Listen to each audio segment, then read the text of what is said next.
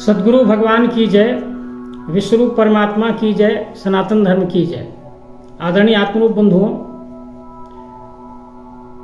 आज मैं सनातन धर्म का सत्य इस विषय पर एक महत्वपूर्ण वीडियो आपके बीच प्रस्तुत करने जा रहा हूं। इस श्रृंखला का यह तृतीय वीडियो है। आज मैं गायत्री मंत्र के विषय में आप सबके बीच सत्य प्रस्तुत करने जा रहा हूं। सज्जनों, गायत्री मंत्र अध्यात्म वांग्मय में बहुत ही महत्वपूर्ण एवं गहन विषय है। यह गायत्री मंत्र चारों वेदों में पाए जाते हैं। ऋग्वेद, सामवेद, यजुर्वेद, अथर्ववेद। अथर्ववेद में तो गायत्री उपनिषद के रूप में ही एक विशेष चैप्टर में यह बात दी गई है। वर्तमान में भी बहुत से धर्मगुरु इस विषय पर अपने विचार व्यक्त कर चुके हैं और कर रहे हैं। मैं भी तत्वदर्शी सद्गुरु की कृपा से जो भी मुझे यथार्थ वस्तु दर्शन प्राप्त हुआ है, उसी के आधार पर आप सबके बीच इस मंत्र के रहस्य के विषय में आप सबके बीच प्रस्तुत करने जा रहा हूं। गायत्री मंत्र, गायत्री का अर्थ यहां पर गायत्री छंद से है, जो 3 पदों में गायन करके कही गई है। एक एक पद में 24-24 अक्षर हैं। मंत्र का अर्थ है विचार या युक्ति। गायत्री छंद में किसी गायत्री देवी का वर्णन नहीं है, बल्कि गायत्री छंद में विश्वरूप परमात्मा के स्वरूप का दिग्दर्शन कराया गया है, तात्विक बोध कराया गया है। परंतु इसे किसी तत्वदर्शी सद्गुरु के सानिध्य से समझने की आवश्यकता है। यदि हम यूं ही गायत्री मंत्र को रटें तो समझ में नहीं आने वाला है। यही कारण है कि कुछ लोग अपना विचार प्रस्तुत करते हैं गायत्री मंत्र के संबंध में कि गायत्री मंत्र को 108 बार रोज माला के रूप में जपना चाहिए। कुछ लोग कहते हैं कि 1008 बार करना चाहिए, 1,08 बार करना चाहिए। कुछ लोग यज्ञ में गायत्री मंत्र का उपयोग करते हैं। कुछ लोग गायत्री मंत्र को लेखन भी करते हैं। परंतु यथार्थ में देखा जाए तो गायत्री मंत्र में जो परमात्म स्वरूप का बोध है, उसे प्राप्त करना आवश्यक है। क्योंकि जब तक किसी श्लोक में, किसी ऋचा में, किसी मंत्र में कही गई बातों को यदि हम नहीं समझेंगे और केवल हम रटते रहेंगे तो उसका खास लाभ नहीं मिल सकता। इसको समझने के लिए एक उदाहरण मैं देता हूं। सुभाषितानी में एक महत्वपूर्ण श्लोक है। उत्साह संपन्न अदीर्घ सूत्रम क्रिया विधिज्ञम व्यसनेषु सख्यम शौर्यम कृतज्ञम दृढ़ हृदय च लक्ष्मी स्वयं याति निवास हेतु। देखिए, इसमें अंतिम पद में कहा गया है कि लक्ष्मी स्वयं यात निवास हेतु। इस मंत्र को यदि मैं कहूं कि 108 बार जपिए, 1008 बार जपिए, 1,08 बार जपिए, तो लक्ष्मी अर्थात धन संपदा बिना बुलाए आपके घर में आ जाएगी। तो लोग जपना प्रारंभ कर देते हैं। लेकिन वास्तव में बात ऐसी नहीं है। उनमें जो बताए गए अर्थ हैं, यथार्थ हैं, उनको समझना आवश्यक है। देखिए कितना सुंदर बातें कही गई है। इस बात को जानने के बाद गायत्री मंत्र की व्याख्या में सारी चीजें अच्छी तरह से समझ में आएंगी। उत्साह संपन्न अदीर्घ सूत्रम, किसी भी काम को हम करें उत्साह पूर्वक करें। यदि हमारा काम उत्साह पूर्वक नहीं होता है तो आधा असफलता तो उसी में मिल जाती है। किसी काम को शुरुआत में अच्छी तरह से प्रारंभ करें तो आधा काम ऐसे ही पूरा हो जाता है, ऐसा हमने सद्वाक्य में सुना है। अदीर्घ सूत्रम, कार्य को समय पर पूरा करिए। समय पर पूरा करने से ही सफलता मिलेगी। जो समय दिया गया है उसके अंतर्गत ही यदि हम पूरा नहीं करेंगे तो वो काम बिगड़ जाता है। क्रिया विधिज्ञम, जिस काम को हम कर रहे हैं उसकी पूरी विधि का ज्ञान होना बहुत जरूरी है। कोई काम हम उसकी विधि जानते ही नहीं है और काम प्रारंभ कर दिए तो असफलता निश्चित होगी। व्यसने स्वशक्तम, वासना और व्यसन से दूर रहना आवश्यक है। वर्तमान में हम देखते हैं तो सारा कार्य इसी से बिगड़ रहा है। तो हमारे महापुरुषों ने पहले ही चेतावनी दे दी है कि वासना और व्यसन से दूर रहें। कोई काम करना है, पूर्ण करना है तो, सफलता प्राप्त करना है तो। शूरम कृतज्ञम दृढ़ सौहृदम च, किसी काम को करना है तो पूरी शक्ति लगा दीजिए उसमें। काम के करने में जो सहयोगी हैं उनका भी ख्याल अच्छी तरह से रखा जाए, अन्यथा काम में सफलता नहीं मिलेगी। काम करते वक्त हमारा हृदय दृढ़ होना चाहिए, मजबूती से उस काम में लगे, तब लक्ष्मी स्वयं याति निवास है, तब लक्ष्मी हमारे घर में आएगी, अन्यथा नहीं आ सकती। तो देखिए कितना सुंदर इसमें उपदेश दिया गया है, कितना सुंदर दिशा निर्देश किया गया है। और हम कहीं कहें कि इसको 108 बार जप लीजिए तो गरीबी दूर हो जाएगी, तो ऐसा नहीं होने का है। इसी प्रकार हमारे महापुरुषों द्वारा कहे गए सभी मंत्रों में यही बात है, कोई चमत्कार वाली बात नहीं है, जिसको हमारे आज के युवा जो है इसीलिए स्वीकार नहीं करते कि हम केवल चमत्कार में उनको फंसाना चाहते हैं, चमत्कार करके बतलाना चाहते हैं, जो विज्ञान बुद्धि के लोगों को मान्य नहीं है। तो आइए गायत्री मंत्र को समझते हैं इसी आधार पर। गायत्री मंत्र में जो मंत्र है ओम भूर्भुवः स्वः तत्सवितुर्वरेण्यम भर्गो देवस्य धीमहि धियो यो नः प्रचोदयात्। देखिए इसको एक एक शब्द को अच्छी तरह से समझें। ओम पहला शब्द है। ओम यह परमात्मा का सर्वश्रेष्ठ नाम है। ओम इति ब्रह्म, ओम इति इदम सर्वम विचिंतयेत ओंकार मात्र सचराचरम जगत।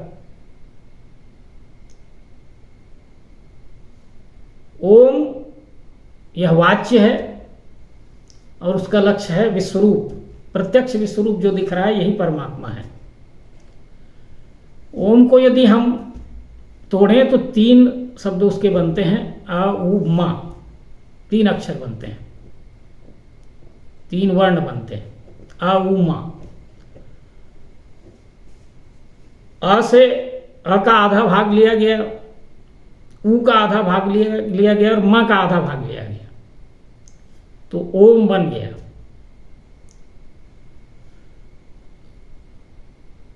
अ उ मा ये त्रिपुटी योग है, जिसको हमारे धर्म ग्रंथों में बताया गया है।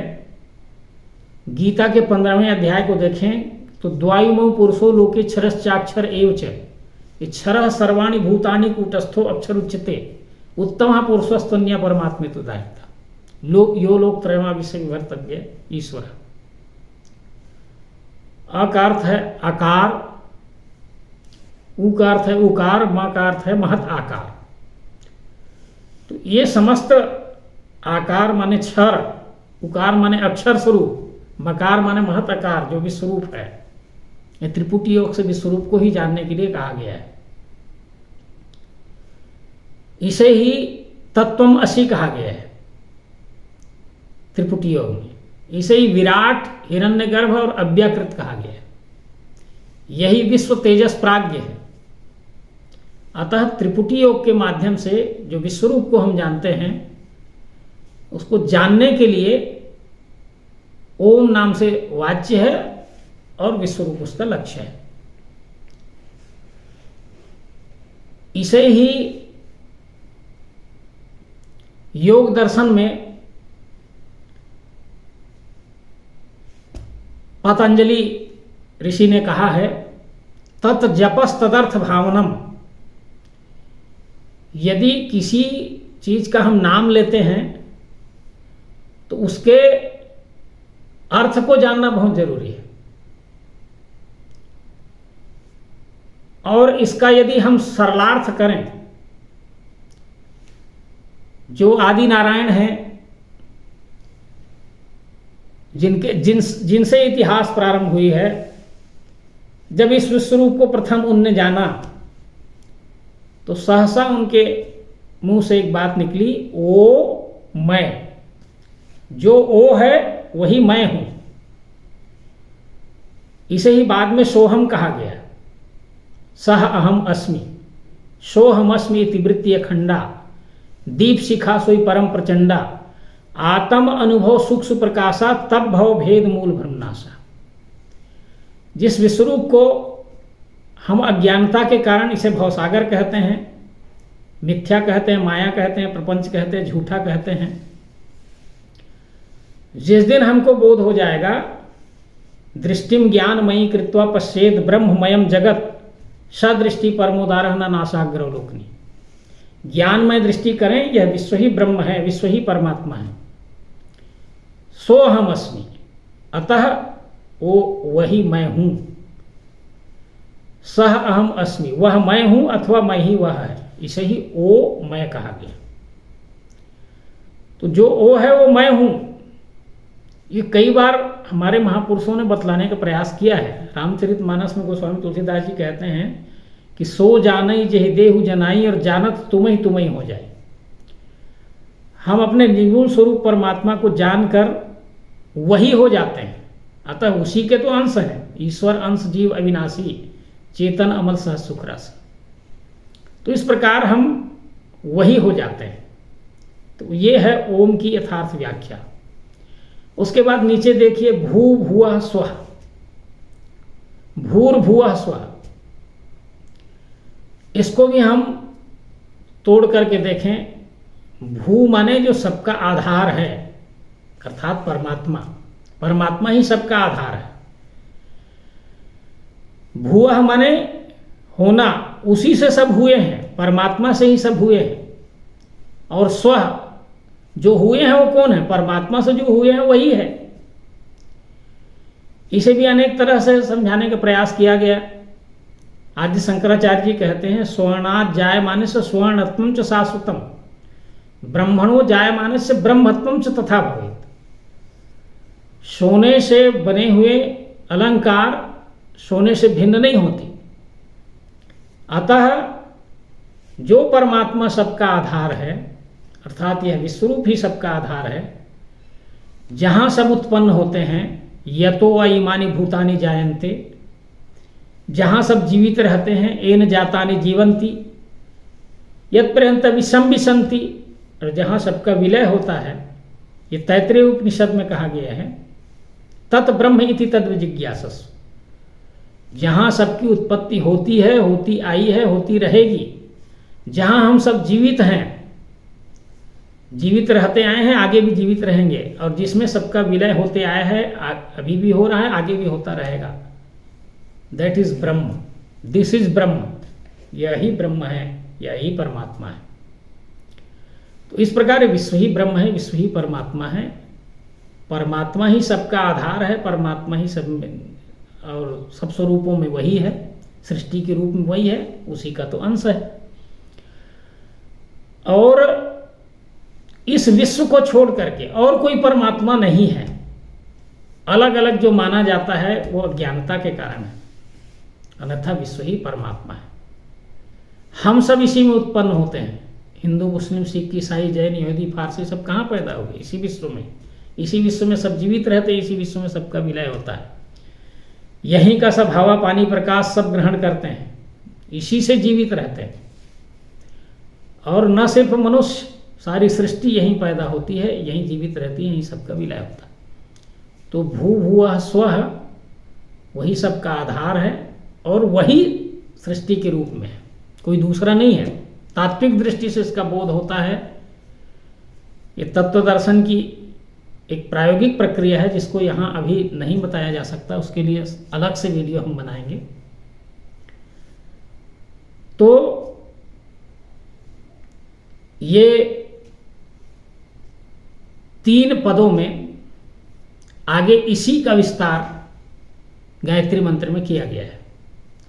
तत्सवितु वरेण्यम, जो विश्वरूप के रूप में परमात्मा है, तत् माने वह, सवितु माने जो सबका उत्पादक है, सबको उत्पन्न करने वाला है, वरेण्यम माने उसको हम प्राप्त करें, उसको ग्रहण करें, उसको आत्मसात करें, उसको जानें। किसी तत्वदर्शी सद्गुरु के माध्यम से ही हमें बोध हो जाए। क्योंकि ऊपर जो भू भू स्व है उसमें एक लक्ष्य और है। किसी सात्विक श्रद्धावान मुमुक्षु के हृदय रूपी भूमि में जब ये विश्वरूप दर्शन का, परमात्म दर्शन का ज्ञान बोध हृदय में धारण होता है बीज रूप में, तो वही बीज रूप ज्ञान मनन के रूप में आगे बढ़ता है और फिर यह बोध हो जाता है कि यह सब तो मैं ही हूं। हृदय रूपी भूमि में जब ज्ञान रूप बीज बोया जाता है तो वह प्रस्फुटित होकर के मनन के द्वारा आगे बढ़ता है, वृक्ष रूप धारण करता है और फिर आगे वही हो जाता है। जैसे एक धान का बीज हम जमीन में डालते हैं और बीज जब पौधा बनता है और फिर आगे धीरे धीरे बढ़ता है और फिर आगे धान रूपी बीज पुनः बन जाता है। इसे ही भगवान श्री कृष्ण गीता में कहते हैं, बीजम माम सर्वभूतानाम विद्धि पार्थ सनातनम बुद्धिर्बुद्धिमतामस्मि तेजस तेजस्वी नाम्यहम् यच्चापि सर्वभूतानाम बीजम तदहम अर्जुन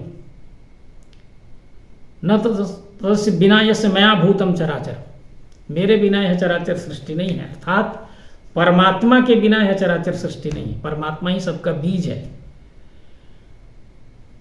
तो तत्सवितु अरण्यम, उस परमात्मा को जो सबको उत्पन्न करने वाला है उसका बोध हृदय में धारण करें। जब बोध हृदय में धारण हो जाएगा, भर्गो देवस्य धीमहि, दूसरा पद है, बोध हृदय में भर जाएगा, समा जाएगा।